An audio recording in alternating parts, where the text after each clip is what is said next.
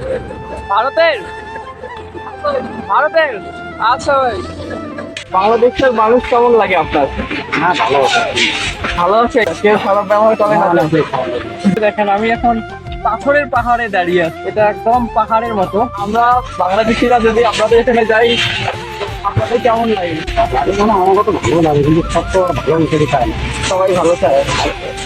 ভাই আসসালামু আলাইকুম। ওয়ালাইকুম আসসালাম। মেশিনটার নাম এটা অটোমের পাথর ভাঙায়। এটা দিয়ে কি এই পাথর ভাঙানো হয়? পাথর ভাঙানো হয়।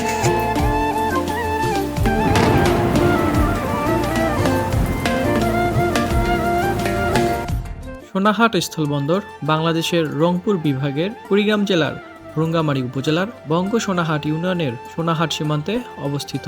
সোনাহাট বন্দরের বিপরীতে ভারতের আসাম রাজ্যের ধুবড়ী জেলার গ্লোগঞ্জ সীমান্ত রয়েছে।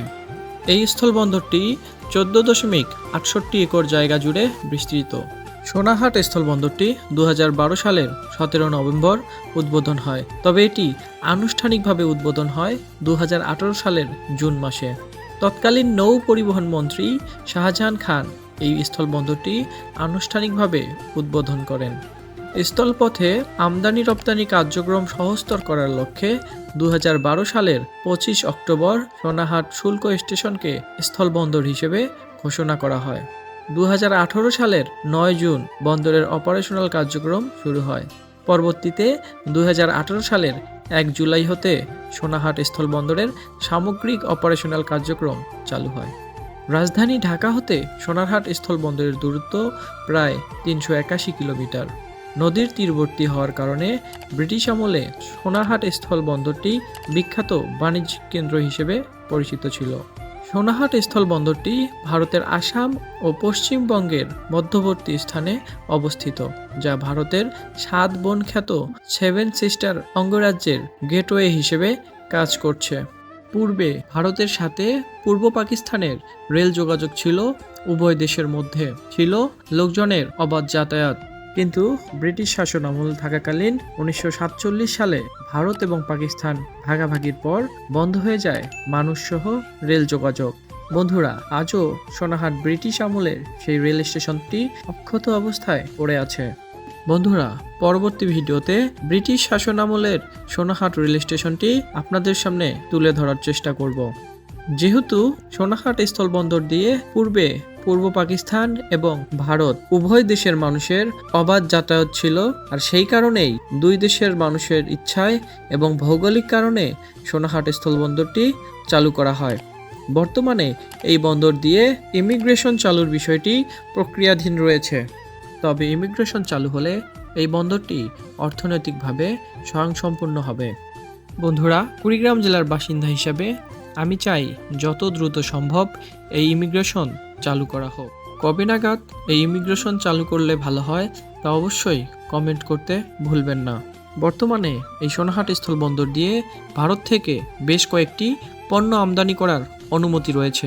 অন্যদিকে অবৈধ পণ্য বাদ দিয়ে বাংলাদেশ থেকে ভারতে সকল ধরনের পণ্য রপ্তানি করার অনুমতি রয়েছে। আসসালামু আলাইকুম ভিউয়ার্স, স্বাগতম আপনাদেরকে আরেকটি নতুন ভিডিওতে। তো আমি এখন এই মুহূর্তে আছি বাংলাদেশের সোনারহাট স্থলবন্দরে। তো এখানে দেখেন, এখানে সবগুলো দেখতে পাচ্ছেন ভারতের ট্রাক পাথর নিয়ে আসছে, আনলোড করতেছে।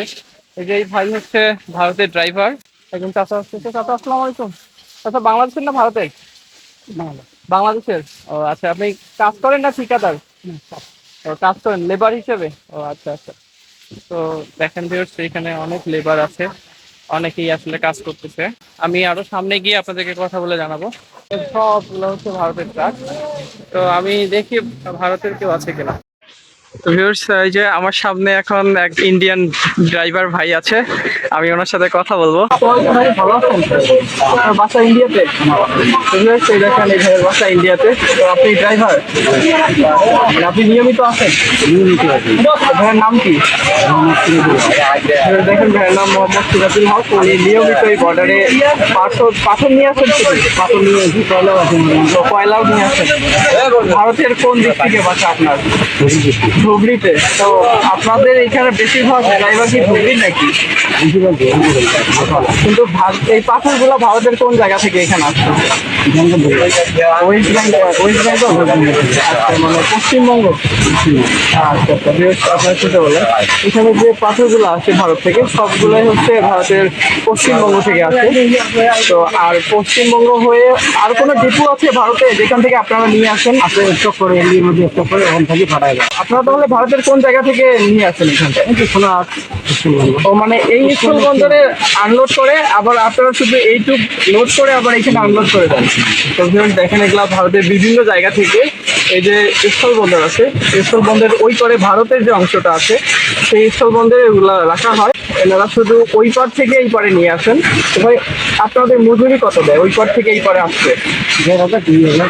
1,500 থেকে 2,000 পার টিপে 1,500 থেকে 2,000 টাকা এনারা পান। তো জাস্ট কয় কিলো হবে ভাই এখান থেকে? মাত্র 1-1.5 কিলো জায়গা এনারা মাল নিয়ে আসেন। তো ড্রাইভার হিসেবে মজুরি পান পার টিপে 2,000 টাকা। এটা ইন্ডিয়ান না বাংলাদেশের? হিসাব দেখেন না, বাংলাদেশের হিসাব করলে মনে হয় 2,500 থেকে 3,000 টাকা প্রায়। ওনারা 1.5 কিলো জায়গা ড্রাইভ করলে 1,500 থেকে 2,000 টাকা ভারতের ইন্ডিয়ান কারেন্সিতে এনারা পায় মজুরি হিসেবে। তো আপনাদের ইন্টারন্যাশনাল ড্রাইভিং করা নাকি পাসপোর্ট করা? আপনারা পাসপোর্ট লাগে না আপনাদের? আপনারা কি বাংলাদেশে এসে মানে থাকতে পারেন ইচ্ছা করলে? না থাকার কোনো অনুমতি নেই, মানে আনলোড হলে আবার চলে যাবে? 5টার আগে চলে যাবে। 5টার আগে? যদি 5টার পরে আনলোড হয় সেক্ষেত্রে ট্রাক রেখে আপনাদেরকে আগে ভারতে যেতে হবে। দেখতে পারলেন আসলে বর্ডার স্থল বন্দরের কিছু রুলস রেগুলেশন আছে। আপনাদের সাথে মানে বাংলাদেশি ড্রাইভাররা কি যায়? হ্যাঁ, বাংলা বহুত ড্রাইভার যায় ইন্ডিয়াতে যায়? যায়নি, গাড়ি নিয়ে যায়। ওই আপনাদের মতোই ইন্টারন্যাশনাল ড্রাইভিং লাইসেন্স দেখাই যায়? আমি এখন শুনতে পারি। দেখেন ড্রাইভারদের জন্য একটা স্পেশাল ফ্যাসিলিটি আছে, এনাদের কোনো পাসপোর্ট লাগে না, এনারা জাস্ট ইন্টারন্যাশনাল ড্রাইভিং দিয়েই যেতে পারে। বাংলাদেশের মানুষ কেমন লাগে আপনার? হ্যাঁ, ভালো ভালো আছে। এই যে বাংলাদেশের আমরা যারা আছি এনারা আছেন অনেকে? না, আমার সবার সাথে সম্পর্ক ভালো, সবাই ভালো। সবাই ভালো আছেন, কেউ খারাপ ব্যবহার করে না? যাই হোক, ধন্যবাদ বাংলাদেশ সম্পর্কে ভালো রিভিউ দেওয়ার জন্য। তো আমরা বাংলাদেশিরা যদি আপনাদের এখানে যাই আপনাদের কেমন লাগে? মানে আমার তো ভালো লাগে, কিন্তু সব তো আর ভালো হিসেবে চায় না। সবাই ভালো চায়? মনে করেন বিলে পাখিতে গেলে তো একটু সব করা অত্যাচার করে? আচ্ছা আচ্ছা, মানে বিনা পাসপোর্টে গেলে অত্যাচার করে। এই ভাইয়ের সাথে অনেকক্ষণ কথা বললাম, কথা বলে অনেক ভালো লাগলো। এনার থেকে অনেক তথ্য নিলাম আমরা, অনেক কিছু জানতে পারলাম। সামনে গিয়ে আপনাদেরকে দেখাবো ইন্টারেস্টিং আরো কিছু দেখানো যায় কিনা। এই যে দেখেন সবগুলা হচ্ছে ভারতের গাড়ি, এই হচ্ছে ভারতের ড্রাইভার। আর এই হলো কিন্তু সোনাহাট স্থল বন্দর সেই পোর্ট।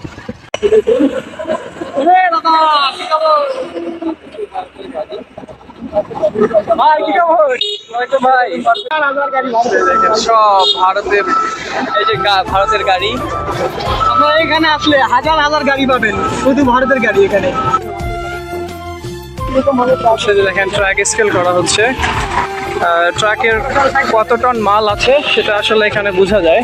এই যে দুইটা ভারতের গাড়ি যাচ্ছে, এই দুটো স্কেল করা শেষ, এই দুটো চলে যাচ্ছে, আর এইটা এখন স্কেল হচ্ছে। আর ভিউয়ার্স এই হচ্ছে সেই স্থল বন্দরের প্রশাসনিক যে এরিয়া, এখান থেকেই সবকিছু নিয়ন্ত্রণ করা হয়। এই গাড়িগুলো দেখতে পাচ্ছেন এগুলো সিরিয়ালে দাঁড়িয়ে আছে, মানে ওই গাড়িটা স্কেল শেষ হলে আবার একটার পর একটা এইভাবে ক্রমান্বয়ে স্কেল করে করে গাড়িগুলা বাংলাদেশে ঢুকে যাবে। অলরেডি বাংলাদেশে ঢুকে আছে, কিন্তু আনলোড করার জন্য এগুলো নিয়ে যাচ্ছে। আচ্ছা, আমি আসলে ট্রাই করব যে তার সাথে কথা বলা যায় কিনা।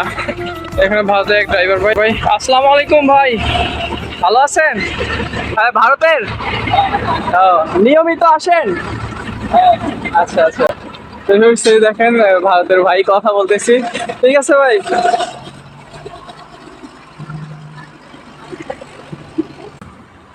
দেখেন আর এক ভাই গাড়ি পরিষ্কার করতেছে, এই যে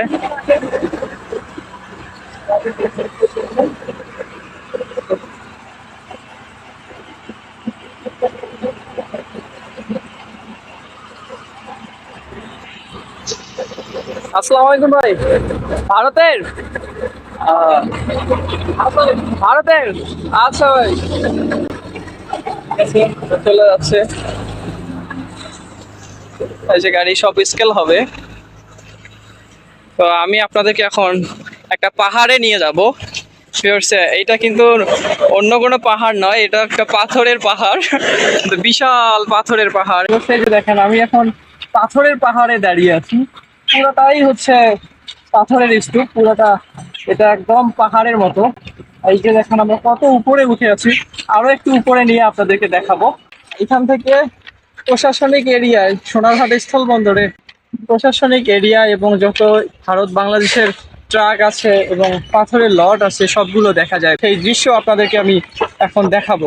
পাথরের পাহাড়ে এখন আছি, আর এইখান থেকে দেখেন আমরা কত উঁচুতে আছি। স্থল বন্দরের যে কাজগুলো হয় এবং যে ট্রাকগুলো ভারত থেকে আসে সেগুলো বাংলাদেশে কিন্তু এই এরিয়াটাতেই জমা হয়, এবং এইখান থেকে প্রক্রিয়া শেষ করে একে একে কিন্তু এই রাস্তা দিয়ে বাংলাদেশের যে ফাঁকা ল্যান্ড আছে, অর্থাৎ যারা পাথরের ব্যবসা করেন সেই তাদের নির্দিষ্ট জায়গা, এখান থেকে গিয়েই কিন্তু ট্রাকগুলো আনলোড করা হয়।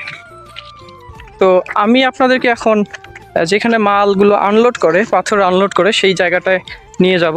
তো চলুন বন্ধুরা সেই জায়গাটা থেকে ঘুরে আসি। ওই সাইনবোর্ড দেখা যাচ্ছে, সাইনবোর্ড পার হলেই ওখান থেকে ভারত। সেই যে দেখেন এই ট্রাকটি এখন স্কেল করার জন্য উঠতেছে, আর এই যে ট্রাকটা স্কেল শেষে যাচ্ছে